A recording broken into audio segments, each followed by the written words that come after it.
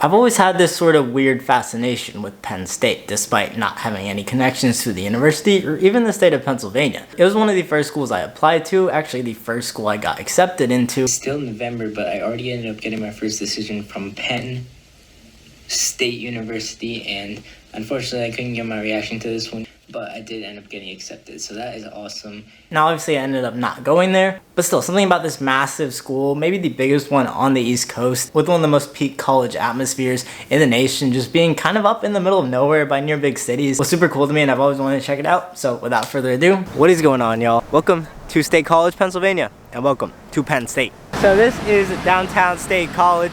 College Ave is the street that I'm on, and you know, it's pretty typical. You got your bars, restaurants, shops, pharmacies, people walking around, some student apartments, all the good stuff. And campus, like Old Maid, is literally right there.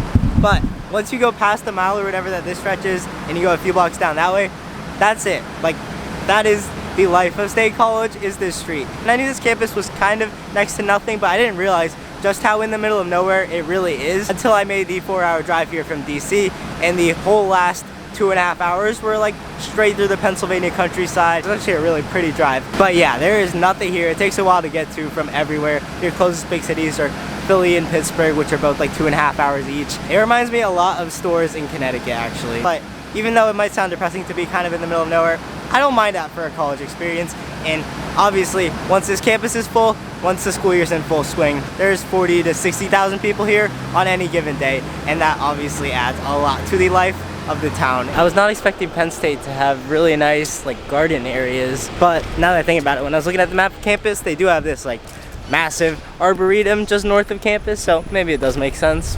And I'm sure this whole area in front of the old main building is where a lot of students will like picnic, lie down, and just chill when the weather's nice, which in this area is like a few months of the year. After October, probably not. Back there you got a bunch of your engineering buildings, and honestly, they don't look too nice from the outside. It's a pretty massive like complex, and I'm sure there's a lot of good stuff inside. But from the outside, they're okay. I'm now towards the middle of campus and on Pollock Road, which this is like the first proper street I've actually seen when walking through campus, and I've walked through a decent amount of it so far, so I was honestly expecting way more for as big of a school as Penn State is, and I really like that. I really like when campuses aren't broken up by streets that much. Obviously there's some that are essential that need to be there, but this one is like not even busy at all. Like, I'm just fully standing in the middle of it right now. So now I'm on like pretty much the top of campus. Just checked out their main library, which I only got to really see the lobby of, but it seemed alright. A little bit old, but has everything that you need, and pretty massive too. But yeah, everything on this top section of campus is just academic building after academic building. And I kind of like that they're clustered like that. It makes going between classes pretty easy. And one thing I'm noticing as I'm reading these signs of these buildings is they are grouped kind of by department. Like you have some of the business ones next to each other. There's a couple education ones that are next to each other. These ones that I'm passing right now I think are like English and literature. But that sounds kind of, you know, basic, easy, logical to do, but not a lot of colleges actually do that. Again, these buildings don't look to be like the nicest in the world. They're not very modern. They're like somewhat uniform to one another, but yeah, nothing too impressive with that. I'm sure there's some significance to those rocks over there, but from the outside that just feels like the most pointless sculpture, statue, whatever. But yeah, it's kind of cool, I guess. The rest of campus was like pretty deserted, and all of a sudden there's a bunch of students that just popped up. Maybe summer session in class just got out. I wonder what that bus is used for. Interestingly, they have like some greenhouses right here, and then behind it, over there, I'm using my tripod as a pointer now, is the main business school building right there. Kind of contrasting with one another. Alright, I couldn't come to Penn State, and I have no idea when the next time I'll be here is, and not go to their famous Berkey Creamery, which if you don't know is their local like creamery, which is mainly famous for its ice cream. Now, the issue with that is I'm allergic to ice cream. I'm fully allergic to dairy, so I could never have proper ice cream. So I went in praying that they had a dairy-free flavor or a vegan flavor, because that's always what I have to go for. Do y'all have any non-dairy flavors? And sure enough, they had one.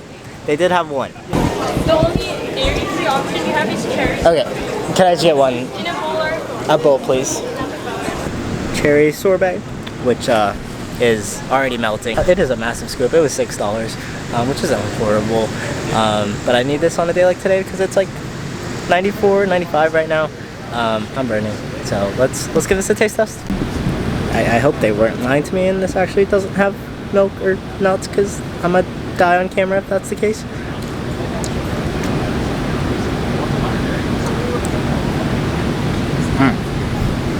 Hold on.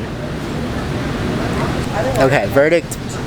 I'm not that big of a cherry person overall, and I like this. Like, this is good. And especially considering it's a sorbet, it does not really taste fully like a sorbet. Like, it tastes like it could be proper ice cream, so that is a thumbs up for me. Worthwhile stop, I think, and I'm sure their proper ice cream flavors are even better. So, if you're ever at Penn State, I don't know if I mentioned, I'm literally like on the northeast of campus, a few steps from campus. I think I'm on campus actually. This whole area behind me is super nice as well. Definitely stop by. And now I'm going to devour this before checking out the rest of campus. I'm sure students go here all the time in like August or May between classes or just to hang out. Because it's open till 9, which is pretty good for an on-campus place. Okay, I couldn't even finish it. It started melting all over. I'm full. It was a lot for one scoop, honestly. Alright, goodbye Berkey Creamery. I love when campuses have like a little local highlight like that, and it's super crowded right now too for a random summer day. Also, I'm noticing now that this is literally the building for food science or food studies or whatever, so it is quite literally a whole academic building that this creamery is inside of. So all of like those up there on the northeastern tip of campus are residence halls. There's an entire building right there dedicated to career services, which is cool. And yeah, as I circle back down, all of this over on the left here is just a bunch of rec facilities. You had the natatorium building back there. There's an outdoor pool right there, and then a whole bunch of tennis courts over there. I'm not sure if any of this is like restricted to athletes only, because Penn State is obviously a huge athletic school. Cool that all that's like right in the middle of campus. And now I am walking by the Millennium Science Complex, which looks kind of funky. These dorms right there are in a elite location, but they look very old too. Okay then, Millennium Science Center kind of just towers over this entire side of campus with its weird shape and has this massive green right in front of it. Must mean it's a cool building on the inside too. Oh god, there's a lot of people in their little labs. Back on Pollock Road, I am making a quick pit stop in academic building, Thomas Hall, because I haven't gone to an academic building yet, and I've heard this one has like the biggest lecture hall at Penn State. Which for Penn State, that's gotta be massive. Just gotta find it. That's actually really funny and informative. I am certainly in the person's position. Am I going to an electrical closet right now? Sure am.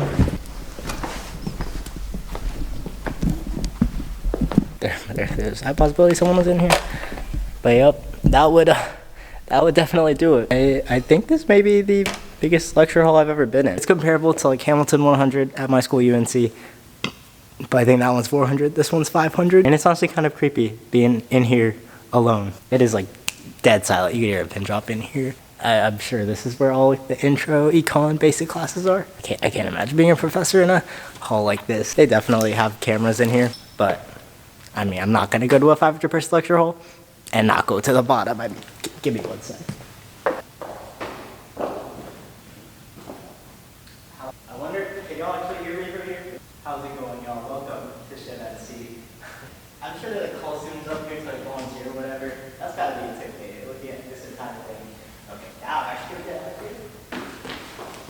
that. Okay, well, that was worth it. All right, let's move. Campus is kind of weird. Like, all the buildings around here are very brick. The ones we saw up there were more like sandy. There's a couple that are just different. So like raw beauty of campus wise, it's okay. Like the grass areas are done pretty well. There's a good amount of them, but it's definitely not the most modern, which again, shouldn't really be that big of a factor. And I've said it before and I'll say it again, but I really like when schools have a collection of residence halls. Like there's a lot of students on that bus just staring. There's probably like 10 to 15 residence halls all in that one complex, and if you know friends, it makes it so easy to like meet them, go to each other's dorms, go to places from the dorm. And yeah, I'm a big fan of when colleges don't spread out their dorms. I was told these steps are nicknamed the High School Musical steps, which I could definitely see a little bit at least. This is kind of insane. This might as well be a freaking Target. They're just like a lot of food options here in the student center, and like pretty decent like name brand ones too. And of course, I could not come to Penn State and not check out one of the hallmark, one of the biggest, one of the most iconic stadiums in college football, Beaver Stadium here in State College. I am definitely not getting in because there is construction, there's an event happening next door, so there's a lot of security, and all of the gates look completely padlocked. But it is still sick to see from the outside because of the sheer size of this thing. I think their attendance record is like 107,000, which for me in my little 55,000 capacity football stadium school,